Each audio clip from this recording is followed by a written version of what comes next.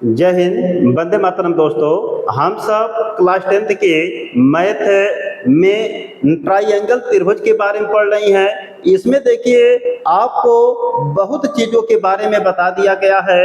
अब जो त्रिभुज से संबंधित प्रमेय होती हैं, अब उनके बारे में सीखेंगे और उनका निगमन डेरिवेशन कैसे किया जाता है, इनको सीखेंगे। दोस्तों, आपको बता दें कि क्लास 10th में ट्राइंगल जो आपको चैप्टर दिया गया है, इसमें आपको कुछ प्रमेय दी गई हैं जो हर साल आपके बोर्ड एग्जाम में निगमन करने के लिए, सिद्ध करने के लिए, डेरिवेशन करने के लिए पूछी जाती हैं। तो आज के क्लास में हम उन्हीं प्रमेय पर विचार करेंगे जो प्रमेय आप लोग के बोर्ड एग्जाम में पूछी जाती हैं और आपको निगमन करने के लिए आएंगे। कहेगा आपको सिद्ध करना रहेगा, तो जब सिद्ध करने आपको रहेगा तो यह जानते कि आपके लिए बेहद इंपॉर्टेंट होता है और यह बहुत ही महत्वपूर्ण आपका होता है। आराम से आप लोग 3-4 नंबर यहाँ से पा जाएंगे केवल प्रमेय का निगमन करके। तो कौन कौन प्रमेय आप लोग के कोर्स में देखी है और कौन कौन का आपसे निगमन पूछा जाता है, डेरिवेशन पूछा जाता है, इनके बारे में चलते हैं, चर्चा करते हैं। तो यहाँ पर देखिए दोस्तों, आपको दिया गया है, ध्यान से देखेंगे, बहुत ही इंपॉर्टेंट आपका देखिए है कि त्रिभुज से संबंधित महत्वपूर्ण प्रमेय एवं उनका निगमन। तो जो त्रिभुज से संबंधित देखिए जो महत्वपूर्ण प्रमेय आपकी होती हैं, तो उनके बारे में आप पढ़ेंगे और उनका निगमन मतलब उनका डेरिवेशन आप पढ़ेंगे, कहाँ से वह प्रमेय आपकी आई है, कैसे उनको हम सिद्ध करेंगे, प्रमाण के द्वारा आप उनको सिद्ध करते हैं। तो डेरिवेशन आप करेंगे। डेरिवेशन का मतलब किसी भी चीज को प्रमाण के द्वारा सिद्ध करना कि यह चीज आपकी सही है, तो उसी को हम क्या कहते हैं, निगमन कहते हैं। अंग्रेजी में डेरिवेशन कहा जाता है। तो जो आप डेरिवेशन सीखेंगे, तो कोई भी अगर प्रमेय आप पढ़ेंगे, वह प्रमेय आपकी सही है कि गलत, इसकी जांच जानते कि उसके डेरिवेशन निगमन से होती है। अगर जानते कि हम तर्क के द्वारा, आप जानते कि प्रमाण के द्वारा उसे सही सिद्ध करते हैं, तब जाके आपकी प्रमेय वह लागू होती है। तो यही आप लोगों को देखिए पढ़ना है। तो इसमें देखिए त्रिभुज से संबंधित महत्वपूर्ण प्रमेय एवं उनका निगमन। अब हम आपको बता दें कि जितनी भी देखिए प्रमेय आपको दी रहे, या प्रमेय के साथ साथ अगर कोई भी आपको देखिए सवाल दिया रहे, आप जानते हैं कि जब भी ज्यामिति या रेखा गणित की किसी भी प्रश्न को आप लगाएंगे या किसी भी प्रमेय को देखिए आप सिद्ध करेंगे या किसी भी सवाल को आप सिद्ध करेंगे, उसमें कितनी चीजें आपकी आएंगे, कितने स्टेप आपके रहेंगे, इनके बारे में सीखेंगे। तो आपको मैं बता दूं कि सबसे पहले देखिए आपकी होती है कि मूल प्रतिज्ञा या मुख्य प्रतिज्ञा। तो जो आप जानते हैं कि प्रमेय आपकी होती है, जो आपकी थ्योरम होती है, उसकी जानते हैं कि मूल प्रतिज्ञा या मुख्य प्रतिज्ञा होती है। मतलब जानते हैं कि जो आपका मूल है, उसका भाव होता है, जो उसका मूल अर्थ होता है, वह एक वाक्य के रूप में आपका होता है। उसी को हम मूल प्रतिज्ञा या मुख्य प्रतिज्ञा कहते हैं। तो जो मूल प्रतिज्ञा या मुख्य प्रतिज्ञा होती है, यही जानते हैं कि रेखा गणित या ज्यामिति में सूत्र का काम करता है और इसी का प्रयोग हम लोग देखिए सवाल लगाने के लिए करते हैं। तो जितनी भी प्रमेय देखिए आपके कोर्स में दी गई है, सबकी मूल प्रतिज्ञा या मुख्य प्रतिज्ञा आपको मुहजुबानी याद होनी चाहिए, क्योंकि सवाल लगाते समय या सवाल सिद्ध करते समय मुख्य प्रतिज्ञा ही सूत्र का काम करती है। मुख्य प्रतिज्ञा ही आपका सूत्र के रूप में इस्तेमाल होगी। इसको आप ध्यान देंगे।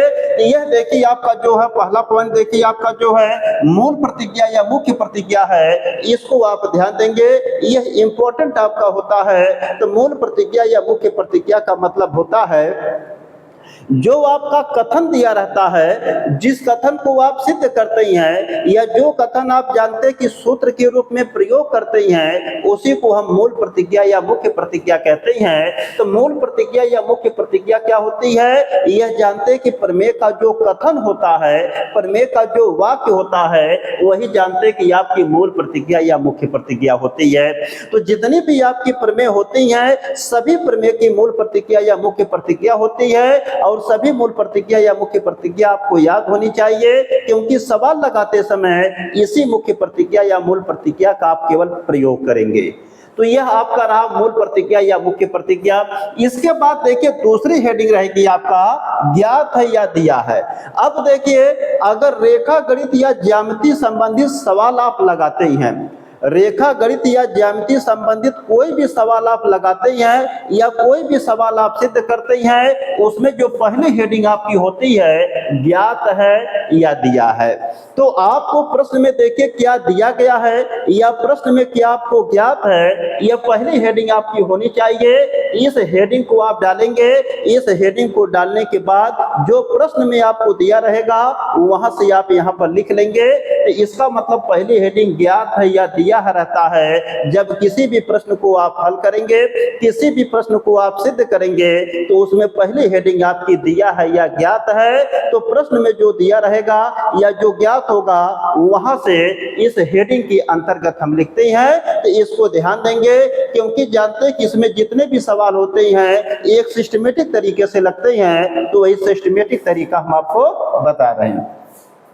इसके बाद देखिए तीसरी हेडिंग जो रहेगी आपकी, सिद्ध करना है या प्रदर्शित करना है या दर्शाना है या दिखाना है या व्यक्त करना है।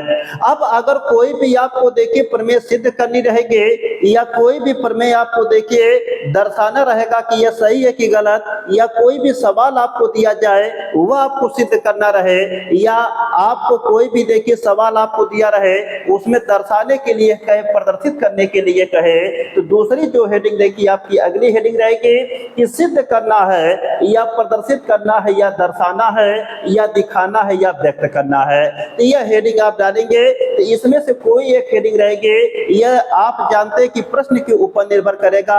अगर प्रश्न में कहेगा दिखाइए तो आप लिखेंगे दिखाना है। अगर प्रश्न में आपसे कहेगा प्रदर्शित कीजिए तो प्रदर्शित करना है। अगर सवाल में कहेगा दर्शाइए तो दर्शाना है। अगर सवाल में कहेगा व्यक्त कीजिए तो व्यक्त करना है। अगर सवाल में आपसे कहेगा कि सिद्ध कीजिए तो सिद्ध करना है। तो प्रश्न के अनुसार जो भी आपको प्रश्न दिया जाएगा उस प्रश्न के अनुसार इसमें से कोई एक है, आप जानते हैं कि हेडिंग का चयन करेंगे। तो इसमें से चाहे सिद्ध करना है लिखिए, चाहे प्रदर्शित करना है लिखिए, चाहे दर्शाना है लिखिए, चाहे दिखाना है लिखिए, चाहे व्यक्त करना है लिखिए। यह प्रश्न के ऊपर डिपेंड है। तो जानते हैं कि प्रश्न में जैसा आपसे कहेगा उसके अनुसार आप काम करिएगा तो आपका सवाल क्या होगा बताइए, सिद्ध हो जाएगा। तो यह जानते हैं कि आपको देखिए तीसरी हेडिंग रहेगी। इसके बाद देखिए अगर किसी भी प्रश्न को आप हल कर रहे हैं या किसी भी प्रश्न को सिद्ध कर रहे हैं तो अगले हेडिंग देखिए आपकी होती है रचना। अगली हेडिंग क्या रहेगी, रचना। रचना का मतलब जानते हैं कि किसी भी चीज को अपने से बनाना या खींचना या निर्माण करना। अगर देखिए प्रश्न में किसी चीज की आवश्यकता है जो आपको नहीं दिया गया है और उसके बिना काम नहीं चल सकता है, तो उसमें अपने से कोई रेखा खींच सकते हैं, कोई आकृति बना सकते हैं, तो कोई कोण बना सकते हैं। तो रचना देखिए अपने से की जाती है। इसकी आवश्यकता कब पड़ती है, जब जानते हैं कि कोई प्रश्न आपको अधूरा दिया गया है, उसमें किसी भी चीज की आवश्यकता है लेकिन वह आपको प्रश्न में नहीं दिया गया है, तो उसको पूरा करने के लिए अपने से हम रचना करते हैं। तो अगली हेडिंग आपकी रचना रहेगी। रचना का मतलब होता है निर्माण करना या बनाना या खींचना। तो अगर कोई भी चीज हम अपने से खींचते हैं, कोई भी चीज अगर हम अपने से बनाते हैं आवश्यकता पड़ने पर, तो उसी को रचना कहा जाता है। तो रचना देखिए की भी जा सकती है या नहीं भी की जा सकती है, यह प्रश्न के अनुसार आपका जानते हैं लिखा जाता है।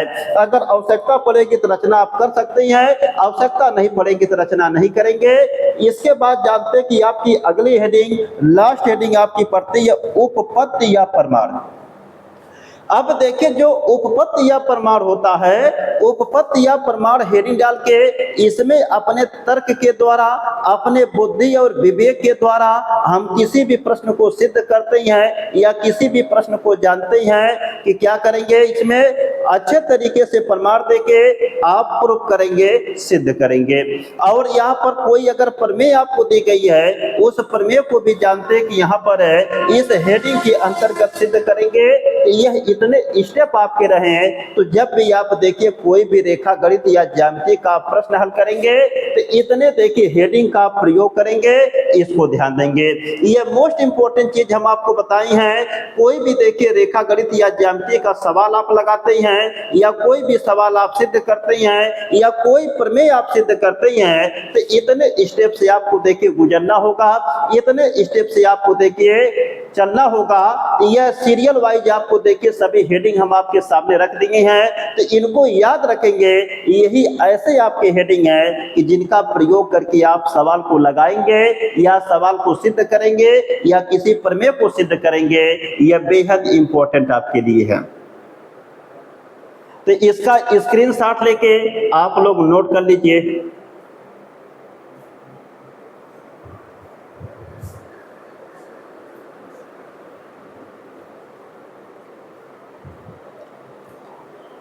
इसके बाद देखिए जो आपको त्रिभुज दिया गया है, त्रिभुज में देखिए जितनी भी आपकी महत्वपूर्ण प्रमेय है, अब उनके प्रमेय के बारे में हम सीखेंगे और प्रमेय आप सीखेंगे।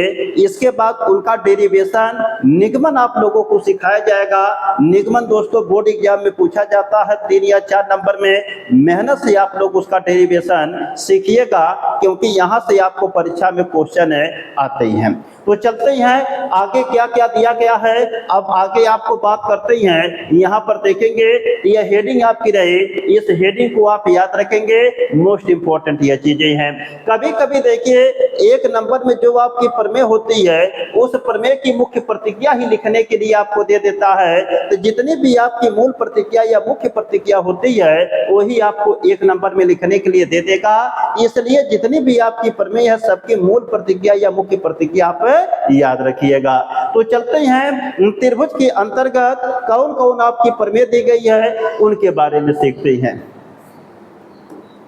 यहाँ पर देखिए आपको पहली प्रमेय देखिए यहाँ पर दी गई है थेल्स प्रमेय, या इसे कहते हैं आधारभूत समानुपातिकता प्रमेय। तो जो थेल्स प्रमेय होती है, इस थेल्स प्रमेय को हम लोग आधारभूत समानुपातिकता प्रमेय कहते हैं। अंग्रेजी में इसे बेसिक प्रोपोर्शनैलिटी थ्योरम कहा जाता है। बेसिक प्रोपोर्शनैलिटी थ्योरम कहा जाता है। शॉर्टकट में इसे बीपीटी कहते हैं। यह देखिए प्रमेय आपके जानते हैं कि मोस्ट इंपॉर्टेंट है। यह आपके कोर्स में दिया गया है, यह जानते हैं कि बार बार पूछा गया है। तो इस प्रमेय का डेरिवेशन बहुत बार आपके बोर्ड एग्जाम में पूछा गया है। इसको आप लोग अच्छी तरीके से तैयार करेंगे। तो जो आपको देखिए थेल्स प्रमेय दिया गया है, या इसे हम कहते हैं कि आधारभूत समानुपातिकता प्रमेय, या अंग्रेजी में कहते हैं बेसिक प्रोपोर्शनैलिटी थ्योरम, या इसे बीपीटी कहते हैं शॉर्टकट में। यह मोस्ट इंपॉर्टेंट प्रमेय है। यह प्रमेय आप जानते हैं कि क्लास 10 के कोर्स में है। यह प्रमेय कई बार आपसे पूछी गई है, बोर्ड एग्जाम में यह कई बार आ चुकी है। इसलिए इसको अच्छी तरीके से याद रखेंगे और इसका डेरिवेशन, इसका निगमन भी आप तैयार करेंगे, ताकि आप लोग को कोई दिक्कत ना हो। क्योंकि प्रमेय का डेरिवेशन पूछेगा 3 या 4 नंबर में आएगा, इसको आप तैयार रखेंगे। तो यह क्या होती है, इनके बारे में सीखेंगे। यह इंपॉर्टेंट प्रमेय है, इसका डेरिवेशन आप लोग को तैयार करना है। चले बात करें, देखिए यही प्रमेय आपकी है। यही जो आपकी देखिए प्रमेय होती है, यही आपकी जानते हैं कि मूल प्रतिक्रिया या मुख्य प्रतिक्रिया होती है। यही देखिए जो आपकी होती है, इसी को हम लोग कहते हैं कि मूल प्रतिक्रिया। इसी को हम लोग कहते हैं मूल प्रतिक्रिया, या इसी को हम लोग कहते हैं मुख्य प्रतिक्रिया। मूल प्रतिक्रिया या मुख्य प्रतिक्रिया, यही देखिए आपका जो होता है, इसी को हम लोग क्या कहते हैं, इसको कहते हैं हम लोग मूल प्रतिक्रिया या मुख्य प्रतिक्रिया कहते हैं।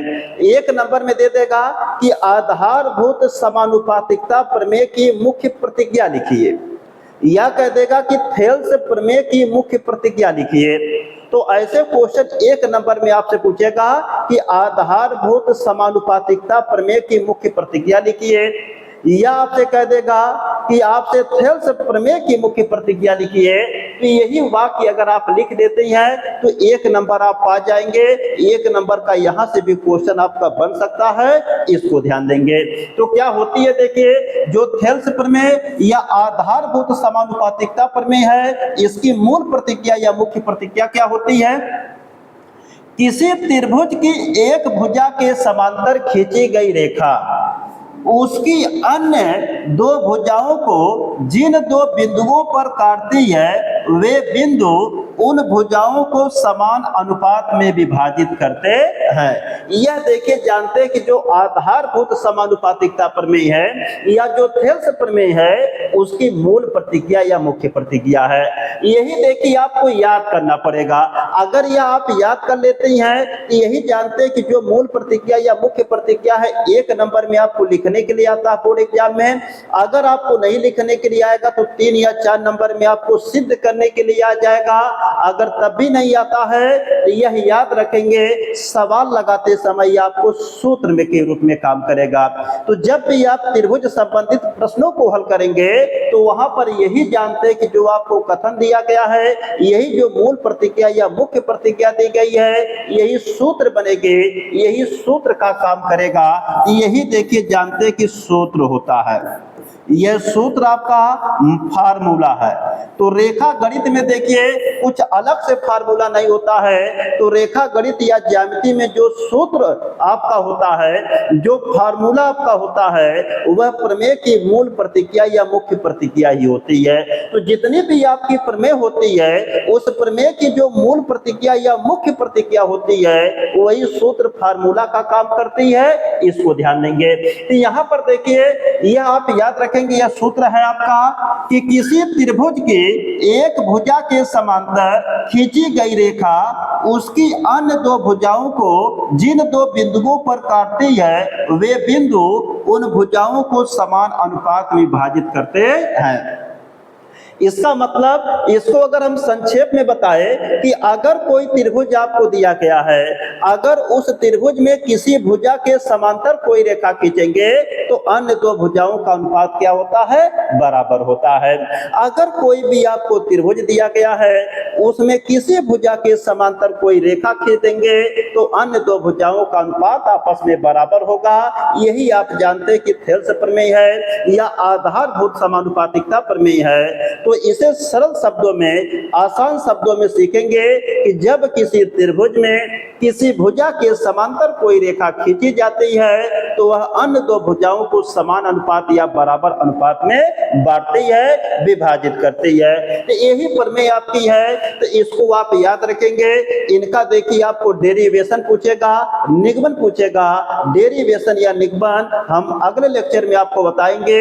यहाँ पर केवल मैं आपको इतना बताऊंगा कि आप में कोर्स में कौन कौन इंपॉर्टेंट प्रमेय है, कौन कौन बोर्ड एग्जाम में आती है, सवाल लगाते कौन कौन यूज होती हैं, इनके बारे में सीख लीजिए।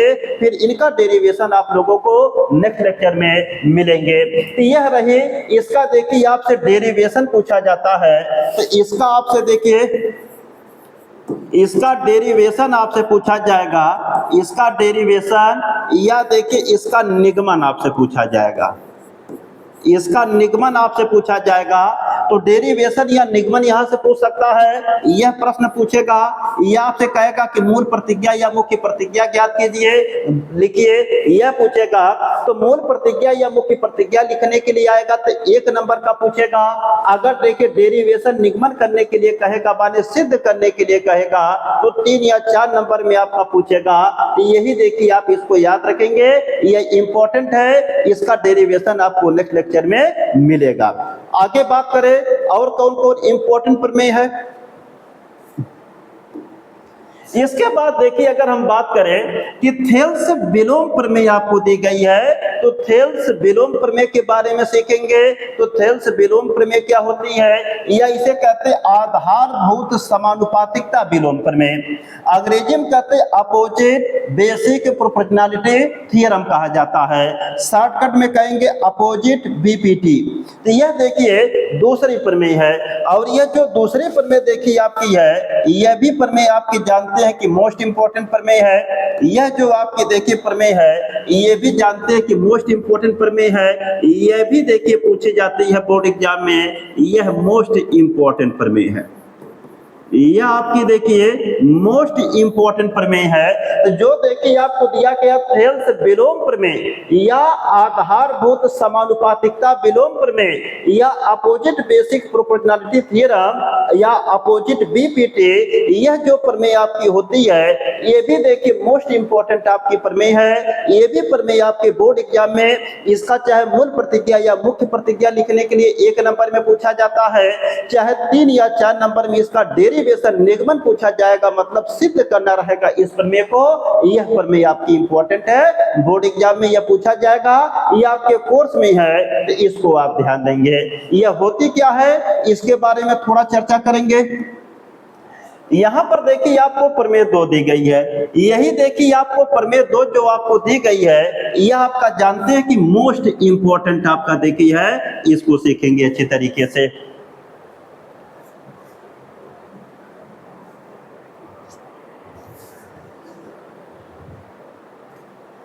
यहां पर देखिए जो प्रमेय 2 आपको दी गई है, यही देखिए जो आपको कथन दिया जाता है, इसी कथन को हम लोग क्या कहते हैं, यह कथन को जानते हैं कि हम लोग इसी को कहते हैं मूल प्रतिज्ञा। मूल प्रतिज्ञा इसी को कहते हैं, या इसी को हम लोग कहते हैं मुख्य प्रतिज्ञा। इसी को हम लोग क्या कहते हैं, मुख्य प्रतिज्ञा। और यही जानते हैं कि मूल प्रतिज्ञा या मुख्य प्रतिज्ञा जो होती है यह सूत्र का काम करती है, फार्मूला का काम करती है रेखा गणित में। आगे आप जानते हैं कि इसका आपको देखिए डेरिवेशन पूछ सकता है, इसका आपसे डेरिवेशन पूछेगा। जो डेरिवेशन का मतलब होता है इसका आपसे निगमन पूछेगा, इसका आपसे निगमन पूछेगा, मतलब सिद्ध करना रहेगा,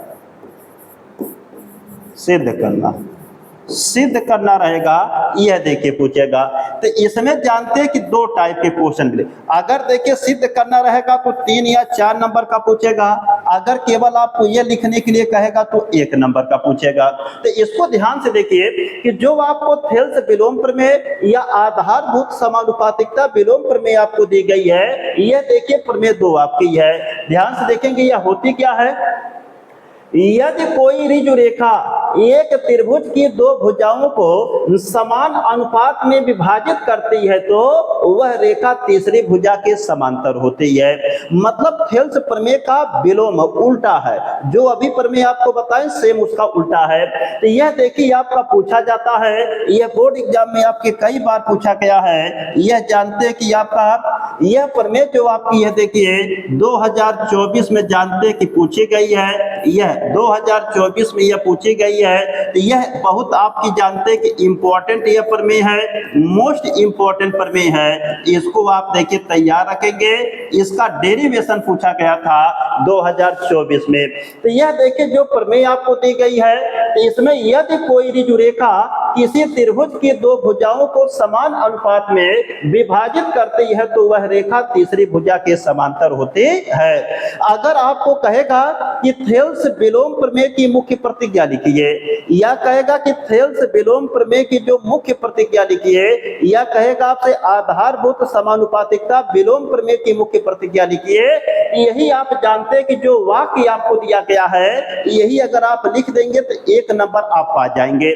यह 1 नंबर का आपका लिखने के लिए आ सकता है, तो यह 1 नंबर यहां से लिखने से केवल पा जाएंगे। और देखिए यही जानते हैं कि जो प्रमेय की मुख्य प्रतिज्ञा या मूल प्रतिज्ञा है यही सूत्र फार्मूला का काम करेगी। तो जो रेखा गणित या ज्यामिति होती है इसमें जानते हैं कि सवाल को लगाने के लिए या सिद्ध करने के लिए जो सूत्र या फार्मूला होते हैं वह प्रमेय की मूल प्रतिज्ञा या मुख्य प्रतिज्ञा ही होती है। इसका मतलब यह मूल प्रतिज्ञा या मुख्य प्रतिज्ञा सूत्र का काम करेगी, इसलिए इसको याद रखेंगे तो सूत्र आपका याद हुआ। इसका मतलब इसको याद करना रेखा गणित या ज्यामिति के सूत्र को याद करना हो गया, तो इसका मतलब यह सूत्र का काम करेगा, इसलिए इसको आप सूत्र समझ के याद करेंगे। यही आपका फार्मूला या सूत्र हो गया रेखा गणित का, इसको ध्यान देंगे। अब देखिए, तो इसको अगर देखिए लिखने के लिए आएगा तो 1 नंबर का, और जानते हैं कि 2024 में आपका यह जानते हैं कि प्रमेय का डेरिवेशन आपका पूछा गया था 3-4 नंबर का, इसलिए इसको ध्यान देंगे। ये जो डेरिवेशन आपका निगमन या सिद्ध करना होता है, यह 3 या 4 नंबर का आपका बोर्ड एग्जाम में आता है। तो डेरिवेशन या निगमन हम आपको अगले लेक्चर में सिखाएंगे अच्छी तरीके से। इसमें केवल मैं आपको इतना बता रहा हूं कि कौन कौन आपके प्रमेय इंपॉर्टेंट है, आपके कोर्स में कौन कौन है और क्या क्या पूछा जाता है, इनके बारे में हम बात कर रहे हैं। इस प्रमेय को आप याद रखेंगे, यह प्रमेय आप मुंहजुबानी याद रखेंगे, क्योंकि सवाल लगाते समय सूत्र का काम करेंगे और इसका निगमन डेरिवेशन पूछेगा, तो इसलिए इनको आप याद रखेंगे। यही देखिए 2 प्रमेय दोस्तों आप लोग के कोर्स या सिलेबस में दी गई है। तो जो क्लास 10th की आपकी एनसीईआरटी मैथ दी गई है, उसमें केवल 2 प्रमेय आपको दी गई है, एक थेल्स प्रमेय और दूसरी थेल्स विलोम प्रमेय, या कहें आधारभूत समानुपातिकता प्रमेय या आधारभूत समानुपातिकता विलोम प्रमेय। यही 2 प्रमेय जानते हैं कि आपके कोर्स में दी गई है। इसी 2 प्रमेय का आपसे डेरिवेशन पूछेगा, निगमन पूछेगा, या सिद्ध करने के लिए कहेगा 3 या 4 नंबर में पूछ सकता है, और या तो 1 नंबर में इसकी मूल प्रतिक्रिया या मुख्य प्रतिक्रिया लिखने के लिए कहेगा। यही केवल 2 प्रमेय आपको बहुत अच्छे तरीके से तैयार करना है, इनका सब कुछ आपको तैयार करना है, इनका डेरिवेशन आपको कई बार प्रैक्टिस कर लेना है, और इनके मूल प्रतिक्रिया या मुख्य प्रतिक्रिया को आपको मुंहजुबानी लर्न बाय हार्ट करना अच्छी तरीके से। इसको आप ध्यान देंगे। यही 2 प्रमेय आपके कोर्स में है केवल त्रिभुज में। तो त्रिभुज में केवल आपको 2 प्रमेय तैयार करना है, एक थेल्स प्रमेय, एक थेल्स विलोम प्रमेय। इसके अलावा जितनी प्रमेय और होती हैं सब कोर्स से निकाल दी गई हैं, केवल 2 प्रमेय आपकी बची है। यह 2 प्रमेय आप लोग को तैयार करना है। इन्हीं 2 प्रमेय पर आधारित आपको सवाल दिए जाएंगे, आपसे सवाल सिद्ध करने के लिए दिए जाएंगे। यह 2 प्रमेय आपकी मोस्ट इंपॉर्टेंट है, इनका डेरिवेशन आपको नेक्स्ट लेक्चर में मिलेंगे, तो वहां से इसको अच्छी तरीके से आप प्रिपेयर करेंगे, ताकि बोर्ड एग्जाम में आप 3 या 4 नंबर आसानी से पा जाएं। और बहुत ही आसान होता है, और जानते हैं कि सवाल लगाने में आपको बहुत ही मजा आएगा। चलते हैं आगे, देखिए बात करते हैं, कुछ प्रमेय की चर्चा और कर देते देखिए, लेकिन आपके कोर्स में नहीं है, उसको बता देते हैं। कभी कभी सवाल देखिए क्या होता, कुछ कोर्स से बाहर दे दिए जाते हैं, तो उनका प्रयोग होता, उनसे लगेंगे, तो चर्चा कर दे रही हैं, थोड़ा आप देख लीजिए और क्या क्या प्रमेय आपको दी गई है। तो आगे देखिए प्रमेय 3 आपको दिया गया है कि यदि किसी दिए हुए समकोण त्रिभुज के शीर्ष के कड़ पर लंब डाला जाए तो लंब के दोनों ओर बनने वाले त्रिभुज आपस में और दिए हुए त्रिभुज के समरूप होंगे। ये भी प्रमेय आपकी इंपॉर्टेंट है, इस पे भी आपको सवाल मिलते हैं। ये भी आपका देखिए इंपॉर्टेंट प्रमेय है, लेकिन ये आपके सिलेबस कोर्स में नहीं है, लेकिन इंपॉर्टेंट है। तो यहाँ पर देखिए, यदि किसी दिए हुए समकोण त्रिभुज के शीर्ष के कड़ पर लंब डाला जाए तो लंब के दोनों ओर बनने वाले त्रिभुज आपस में और दिए हुए त्रिभुज के समरूप होंगे। यह इंपॉर्टेंट प्रमेय है। इसका मतलब यह जानते हैं कि प्रमेय समकोण त्रिभुज में लागू होंगे। तो जब कोई भी आपको देखिए समकोण त्रिभुज आपको दिया गया है, उस समकोण त्रिभुज में समकोण से अगर कड़ पर आप लंब डालेंगे तो 2 त्रिभुज आपका अलग अलग बनेगा, एक बड़ा वाला त्रिभुज रहेगा। इसमें तीनों एक दूसरे के क्या होते हैं, समरूप होते हैं। यही नियम आपको दिया गया है।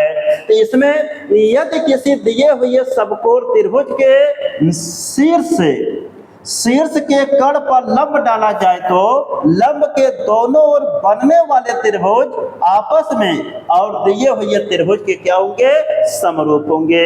यह जानते कि आपकी इंपॉर्टेंट प्रमेय ये भी है, इससे भी आपको सवाल मिलेंगे, इससे भी आपके सवाल पूछे जाते हैं। इसका स्क्रीनशॉट लेके आप लोग नोट कर सकते हैं।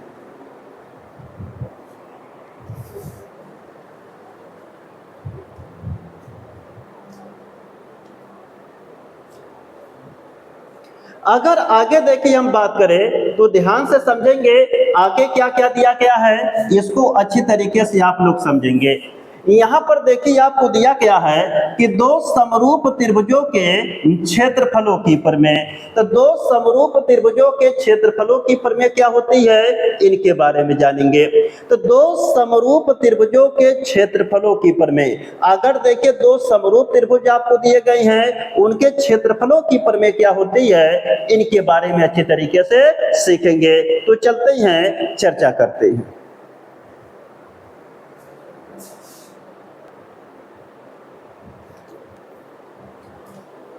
तो यहाँ पर दो समरूप त्रिभुजों के क्षेत्रफलों की प्रमेय क्या होती है, इनके बारे में सीखेंगे।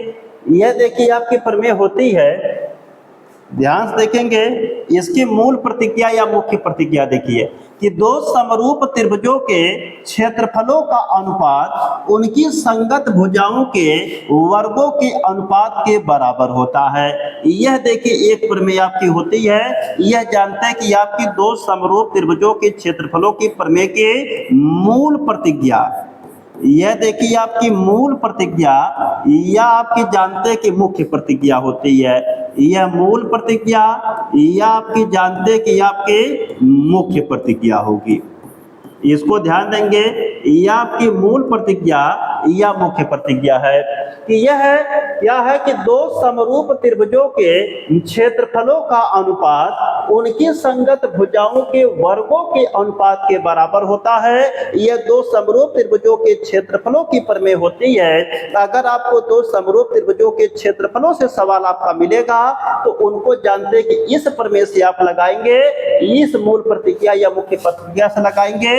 यह जानते हैं कि आपका सूत्र का काम करेगा, आप जानते हैं कि यह फार्मूला का काम करेगा।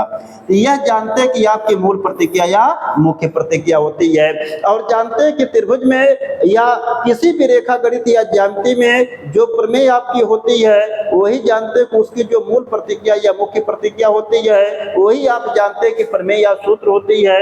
यही जानते हैं कि आपका फार्मूला या सूत्र का काम करेगा। इसको ध्यान देंगे, ये इंपॉर्टेंट है। आगे देखिए और क्या आपको दिया गया है, इसके बाद देखिए आगे की जो प्रमेय आपको दी गई है, पाइथागोरस प्रमेय आपको दिया गया है। पाइथागोरस प्रमेय को देखिए बौधायन प्रमेय कहते हैं। तो जो पाइथागोरस प्रमेय या बौधायन प्रमेय होती है, इसके देखिए मूल प्रतिज्ञा या मुख्य प्रतिज्ञा क्या होती है, यह क्या होती है, इसके बारे में सीखेंगे। तो पाइथागोरस प्रमेय या बौधायन प्रमेय क्या होता है, इनके बारे में सीखेंगे। तो यह देखिए आपका होता है, इसको अच्छी तरीके से आप लोग समझेंगे, इसको आप लोग ध्यान देंगे। यह देखिए है कि एक समकोण त्रिभुज में कर्ण का वर्ग अन्य दो भुजाओं पर बने वर्गों के योगफल के बराबर होता है। अगर देखिए कोई भी आपका समकोण त्रिभुज है, उसमें कर्ण पर बना वर्ग अन्य दो भुजाओं पर बने वर्गों के योगफल के क्या होता है, बराबर होता है। यही जानते हैं कि जो पाइथागोरस प्रमेय या जो बौधायन प्रमेय होती है, उसकी मूल प्रतिज्ञा या मुख्य प्रतिज्ञा होती है। यह जानते कि आपकी दी गई क्या, यह जानते कि आपकी मूल प्रतिज्ञा, यह मूल प्रतिज्ञा आपको दी गई है, या इसी को हम लोग कहते हैं कि मुख्य प्रतिज्ञा कहते हैं। यह मूल प्रतिज्ञा या आपकी मुख्य प्रतिज्ञा होती है। और यही मूल प्रतिज्ञा या मुख्य प्रतिज्ञा जानते हैं सूत्र का काम करेंगे। यही आप जानते हैं कि फार्मूला आपका रहेगा। तो रेखा गणित या ज्यामिति में यही जानते हैं कि जो आपके मूल प्रतिज्ञा या मुख्य प्रतिज्ञा होती है, यही सूत्र या फार्मूला का काम करती है। तो इसको ध्यान देंगे कि अगर कोई भी समकोण त्रिभुज आपको दिया रहेगा, उस समकोण त्रिभुज में अगर कोई भुजा आपको ज्ञात करनी है, तो उसको ज्ञात करने के लिए पाइथागोरस प्रमेय या बौधायन प्रमेय का प्रयोग करेंगे। यह जानते होता क्या है, एक समकोण त्रिभुज में कर्ण का वर्ग अन्य दो भुजाओं पर बने वर्गों के योगफल के क्या होता है, बराबर होता है। यह मूल प्रतिज्ञा या मुख्य प्रतिज्ञा है, यह सूत्र या फार्मूला है। यह भी इंपॉर्टेंट है। एक नंबर में चाहे आपसे कह देगा कि पाइथागोरस प्रमेय या बौधायन प्रमेय की मूल प्रतिज्ञा या मुख्य प्रतिज्ञा लिखिए, तो एक नंबर में यह लिखने से आपको मिल जाएगा। अगर इसका डेरिवेशन पूछेगा तो 3-4 नंबर पूछेगा, लेकिन यह आपके कोर्स में अब नहीं है। केवल मैं आपको नॉलेज के लिए बता दे रहा हूं। इसके बाद आगे देखिए ध्यान से कि यहाँ पर देखिए अगले प्रमेय आपको दी गई है कि पाइथागोरस विलोम प्रमेय या बौधायन विलोम प्रमेय आपको दी गई है। तो पाइथागोरस प्रमेय को देखिए बौधायन प्रमेय भी कहते हैं, तो पाइथागोरस विलोम प्रमेय जो होती है वह जानते हैं कि बौधायन विलोम प्रमेय होती है। यह देखिए क्या होती है, इसको आप अच्छी तरीके से सीखेंगे। तो यहाँ पर देखिए आपको प्रमेय 6 के नाम से यहाँ पर दिया गया है। यह देखिए क्या होती है, इसको ध्यान से सीखेंगे। यदि किसी त्रिभुज में एक भुजा का वर्ग अन्य दो भुजाओं पर बने वर्गों के योगफल के बराबर हो तो प्रथम भुजा का सम्मुख कोण समकोण होता है। मतलब इसमें ये बता रहा कि अगर कोई त्रिभुज आपको दिया गया है, उसमें अगर बड़ी भुजा का वर्ग अन्य दो भुजाओं के वर्गों के योगफल के बराबर होता है तो वह एक समकोण त्रिभुज होता है। और जो बड़ी भुजा होती है उसके सामने का जो कोण होता है वह 90 अंश का होता है। मतलब यह एक प्रकार से यह आप जान लीजिए कि अगर भुजा आपको दी गई है उसमें बड़ी भुजा का वर्ग करिए, अन्य दो भुजाओं के वर्गों के योगफल की अगर बराबर होता तो वह त्रिभुज क्या होगा, समकोण होगा। और बड़ी भुजा के सामने का कोण आपका 90 अंश का होगा। यही जानते हैं कि पाइथागोरस विलोम प्रमेय है या बौधायन जानते हैं कि विलोम प्रमेय दी गई है। यह जानते हैं कि आपकी है क्या, यह जानते हैं आपकी मूल प्रतिज्ञा है, यह मूल प्रतिज्ञा आपकी दी गई है या इसी को हम लोग कहते हैं मुख्य प्रतिज्ञा। यह जो मूल प्रतिज्ञा या मुख्य प्रतिज्ञा होती है यह जानते हैं कि इंपॉर्टेंट होती है, 1 नंबर में पूछी जाती है। लिखने के लिए आपसे कह देगा कि पाइथागोरस विलोम प्रमेय की मुख्य प्रतिज्ञा लिखिए या मूल प्रतिज्ञा लिखिए या बौधायन विलोम प्रमेय की मूल प्रतिज्ञा या मुख्य प्रतिज्ञा लिखिए। तो इसी को आपको लिखना पड़ेगा, यह इंपॉर्टेंट आपका होता है। तो इतनी देखिए आपकी प्रमेय है। तो दोस्तों आपको हम बता दें कि जो क्लास 10th की आपकी मैथ है उसमें जो आपको त्रिभुज ट्राइएंगल दिया है, आप लोग को टोटल इतनी प्रमेय पहले दी जाती थी। इतनी प्रमेय आपको पढ़ना रहता था, इनका डेरिवेशन पूछा जाता था या मूल प्रतिज्ञा या मुख्य प्रतिज्ञा पूछी जाती थी। लेकिन जो रिसेंटली आपका सिलेबस दिया गया है, जो 2024 या आगे के लिए जो सिलेबस आपका निर्धारित है, उसमें केवल आपको 2 प्रमेय दी गई है। तो चाहे 2 प्रमेय की आपसे मूल प्रतिज्ञा पूछेगा या 2 प्रमेय की आपसे पूछेगा कि उसका डेरिवेशन निगमन पूछेगा या सिद्ध करने के लिए आएगा। तो जो 2 प्रमेय आपको दी गई है वह पहली प्रमेय आपकी थेल्स प्रमेय है, जिसे आप आधारभूत समानुपातिकता प्रमेय या बीपीटी कहते हैं। दूसरी आपकी जानते हैं कि प्रमेय है थेल्स विलोम प्रमेय या आधारभूत समानुपातिकता विलोम प्रमेय या अपोजिट बीपीटी आपको दिया गया है। यही केवल 2 प्रमेय आपको अच्छे तरीके से तैयार करना है। इनकी मूल प्रतिज्ञा या मुख्य प्रतिज्ञा को आपको रट जाना है और जानते हैं कि इसका डेरिवेशन या निगमन को बढ़िया से आपको प्रैक्टिस कर डालना है। तो चाहे यहां से 1 नंबर का क्वेश्चन पूछेगा, चाहे 3 नंबर या 4 नंबर का पूछेगा। अगर आपको मूल प्रतिज्ञा या मुख्य प्रतिज्ञा लिखने के लिए आएगा तो 1 नंबर का, अगर आपको डेरिवेशन निगमन करने के लिए आएगा तो 3 या 4 नंबर का पूछेगा। तो दोस्तों यही 2 प्रमेय आप लोगों को अच्छे तरीके से पढ़ना है। इनका निगमन हम अगले लेक्चर में लेके आएंगे। तो यह रहा त्रिभुज संबंधित आपकी प्रमेय, इनके बारे में आप अच्छे तरीके से सीखे। दोस्तों बहुत मेहनत से आप लोग पढ़ते चलिए, तैयारी करते चलिए और आप लोग 2025 के देखिए टॉपर रहेंगे। मेहनत से एकदम तैयारी कीजिए। तो आज का क्लास यहीं पर समाप्त करते हैं। Okay class, happy nice day to all of you.